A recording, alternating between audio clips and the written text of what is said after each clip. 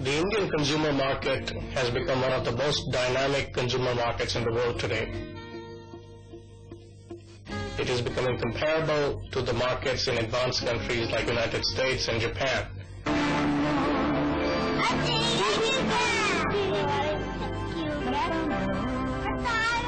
There are several new brands which have been introduced, including some indigenous brands which have proven to be very successful. Examples include Nirma washing powder, Promise toothpaste, Rasna brand of drink mixes, and so forth. These brands have succeeded mainly through creative strategies of the entrepreneurs who launched them. But increasingly in this competitive environment, we also witness many failures. New brands launched either by Indian companies or by multinationals which have flopped in the market and have failed to do too well. In this session, we will review a systematic procedure for new product development using the examples of a hypothetical company called Ravi Industries Limited, or RIL. We will look at the kind of new product development thinking that must happen in RIL if it wants to introduce a successful new processed food product.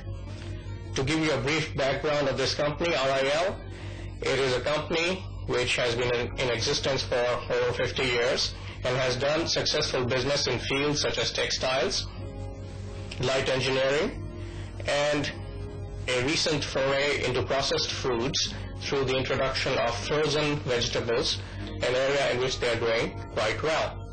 Now they feel that they need to introduce more products in the processed food sector, and they are considering a number of processed food markets in which to enter. The first step a company like RIL has to take is to understand the markets that represent opportunities for them. What should be the desirable characteristics of the market? In the case of RIL or any consumer product companies, it has to understand what the potential of the market is. Is the market a large one? Is it a growing market?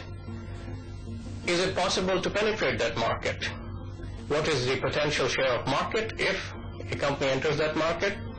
What kind of cumulative sales volume it can expect, and therefore can it realize the appropriate economies of scale and experience? What is the investment in rupees and in technological terms that is required? What kind of profits can be expected by entering this particular area? And what kind of stability of those profits or earnings can be expected? And finally, what is the risk of losses, or what we call downside risk? Will the company be wiped out if it enters this new field and fails? Now, a simple way of evaluating different markets on this kind of criteria is to have a rating scale. Ravi Industries Limited decided that it would consider 4 possible market opportunities in the processed foods area. One was frozen Mughlai dishes. Another was packaged sweets such as gulab jamun and cham cham in vacuum packs. The third one was instant snack mixes. And the fourth one was fruit-based products, ready-to-eat products such as bars, which would be suitable for the children's market. Now, we can take these 4 opportunities that they're considering, and using the criteria that we have formulated for evaluating the desirability or attractiveness of market, we can rate these markets on each of these factors on scales from 1 to 10. As the matrix shows, the market that scored the best for Ravi Enterprises Limited was instant snack mixes. And therefore, the executives of this company decided that they were going to explore this market further. Once we have identified an attractive market opportunity through this type of analysis, then the next step is to study that opportunity in a little bit greater detail by doing what we call market definition or market structuring. And this entails trying to draw a picture of that market the way the users or consumers see it. Remember, the market structure or market definition is not the manager's view of the market, it's not the government's view of the market, it's not the way the industry association defines the market. It is the way the consumers and users perceive the market and how they see brands as being similar or dissimilar in that market.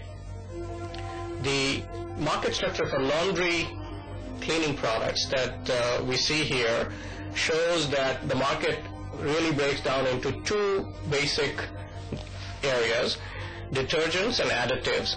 Within detergents, we have liquid and powder type of detergents, and within powder, those that work well in hot water or cold water. And then within additives, similarly, we have bleaches, softeners, and pre-soak treatments for laundry.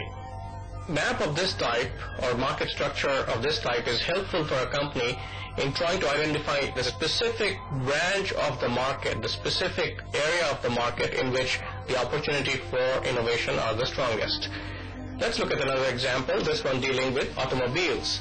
In the case of automobiles, the market structure consists of automobiles which can be classified as those used for commuting purposes, those that impart high status to the owner, those which are used for family transport, and those that impart a sporty feeling to the owner and to the people who see the owner driving that automobile. And then we can see the substructure within each of these branches, and if there was an automobile company that was thinking about innovating, it has to make a decision which particular branch of the market is the most attractive one to enter. Now, in the case of Ravi Industries Limited that we have been discussing, they did an analysis of the market in a similar fashion, and they came out with a market structure for the breakfast foods industry that looks like this.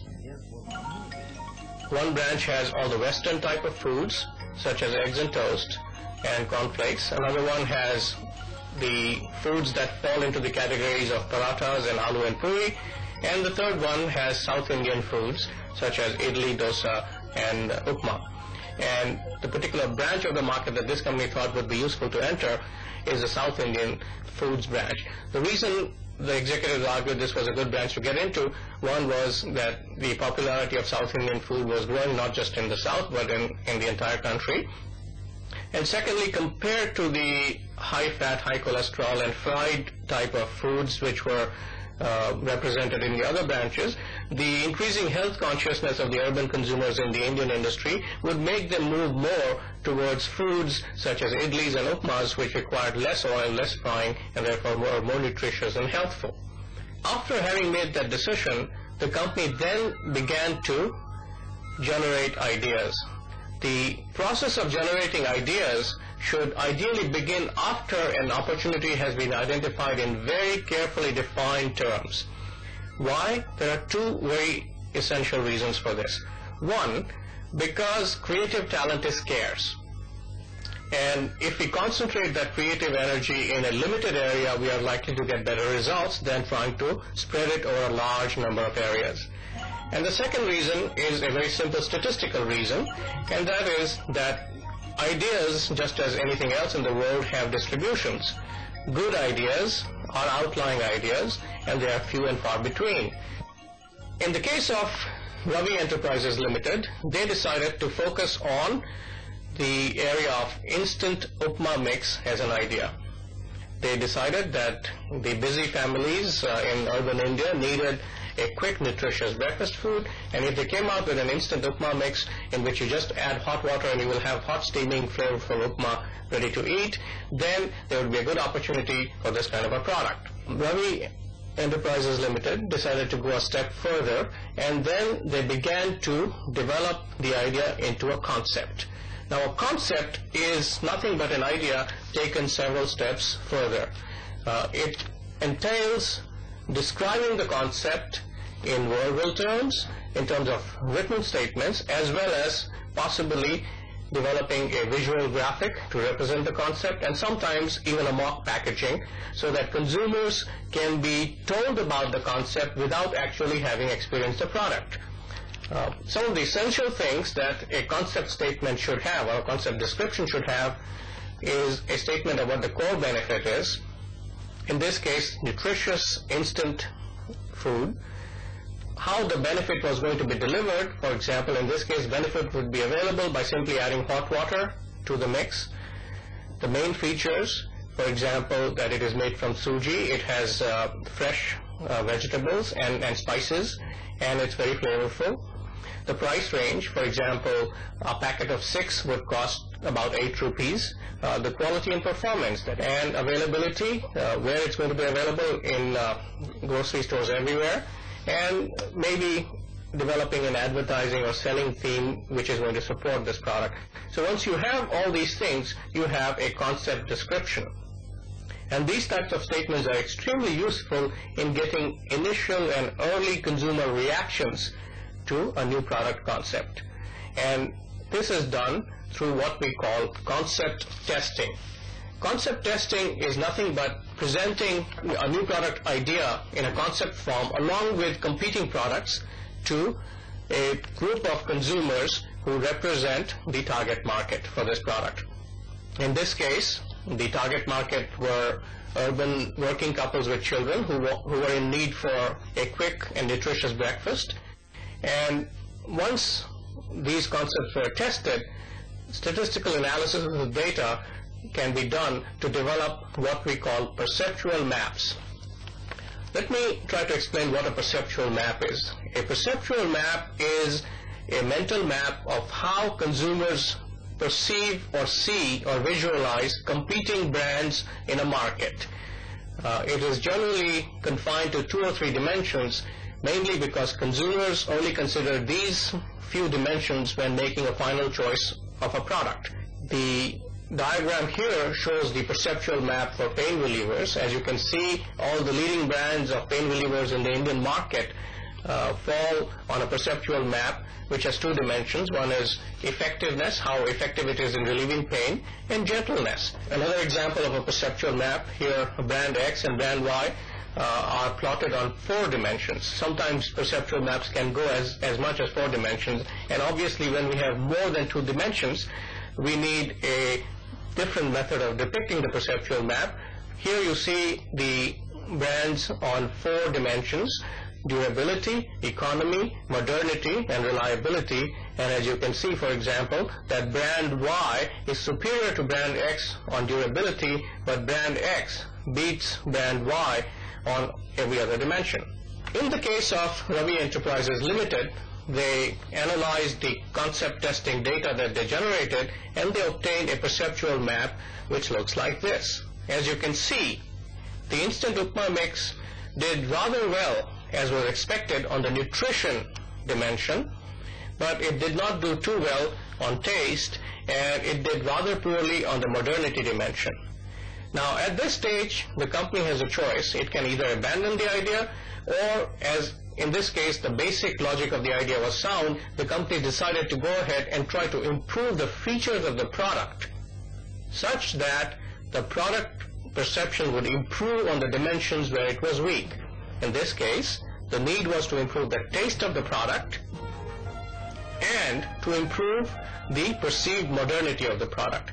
What can we do to improve the taste of the instant upma mix? Maybe adding more fresh vegetables, maybe adding some nuts, maybe changing the spice mix somewhat, so that the taste of the instant upma mix becomes more acceptable and is rated higher and higher by the consumer. Similarly, what can we do to improve the modernity? Can we improve its image to make it more modern, more dynamic, perhaps by a packaging, perhaps by an advertising theme, perhaps by stressing the fact that it's consistent with the nutrition and health trends prevalent in the developed countries.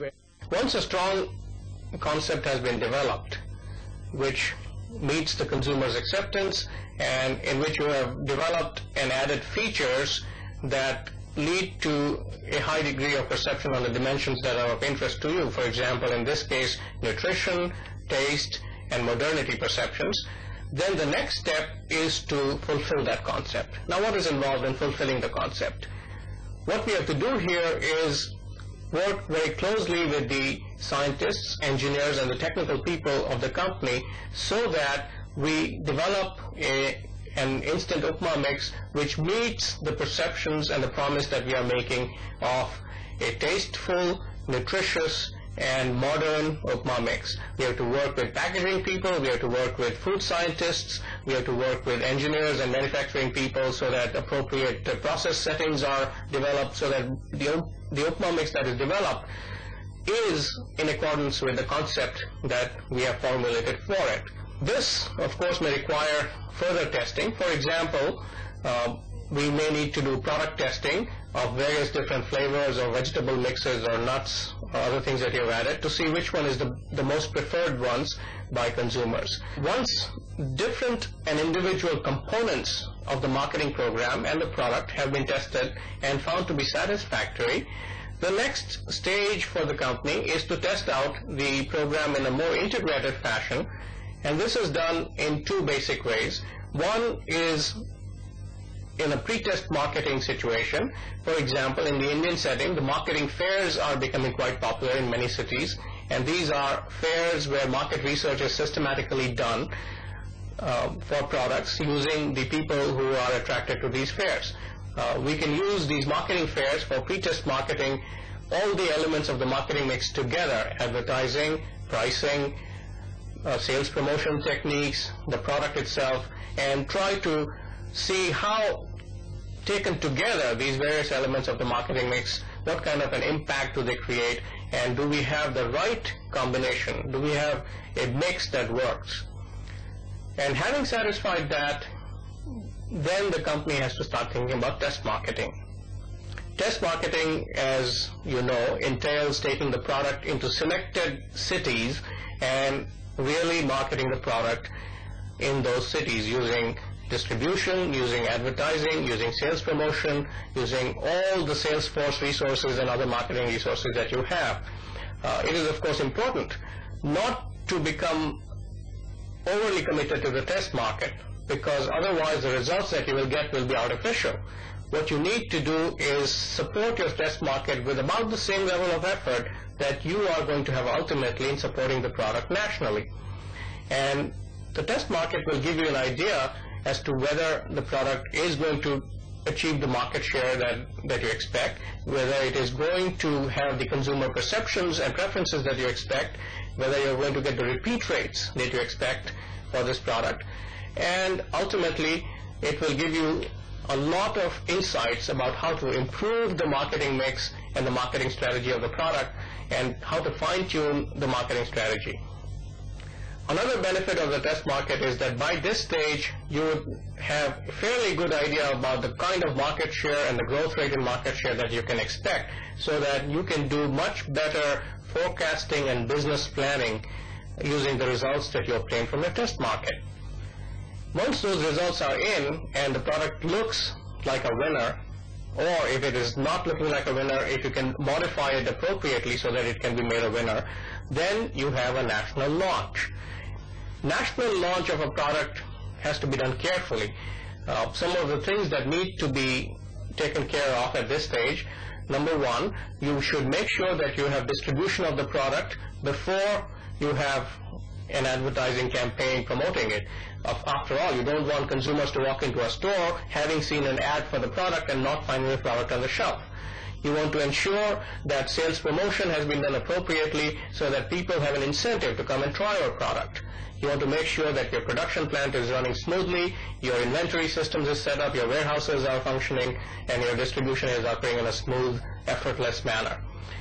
After having ensured this, you can launch the product and then closely monitor how the product is doing. Is it meeting the goals and expectations you have for it? If not, can you do something as a corrective action? Now, what we have outlined here is a process which is very systematic, which entails a great deal of consumer testing and market research throughout. When we look at companies, not just in India but all around the world, what we find is that just a few companies, leading consumer products companies, follow a process of this kind. A lot of companies do not follow this process. They try to shortcut this process, or they try to skip it altogether. What are the reasons for it? One reason, of course, is that the company is simply not proactive enough. It is not innovative enough, and it tries to imitate the success of somebody else. And if that is the strategy that a company is following of imitation, then of course a lot of this process can be skipped. But still, it is useful, even if you are an imitator, to follow a careful program of testing out your product vis-a-vis competition and testing out your advertising and sales promotion strategy vis-a-vis competition, just as a check to see that what you are offering is a good imitation. That means a product which is roughly comparable to the leader, but at a lower price. Another reason companies do not follow this process is, of course, because they do not have trained people. And with increasing amount of market research and managerial professionals appearing on the Indian scene, we can expect that this reason will gradually disappear. A third reason companies do not follow this particular process is because of organizational politics. Very often products are launched because somebody in top management has an idea and gets committed to it very early and for somewhat irrational reasons. Now, there is very little that can be done about it, but with increasing professionalization of management, we will see that this type of irrational commitment to an idea will become less and less, and companies will follow a systematic approach such as the one we have outlined here in the Indian environment.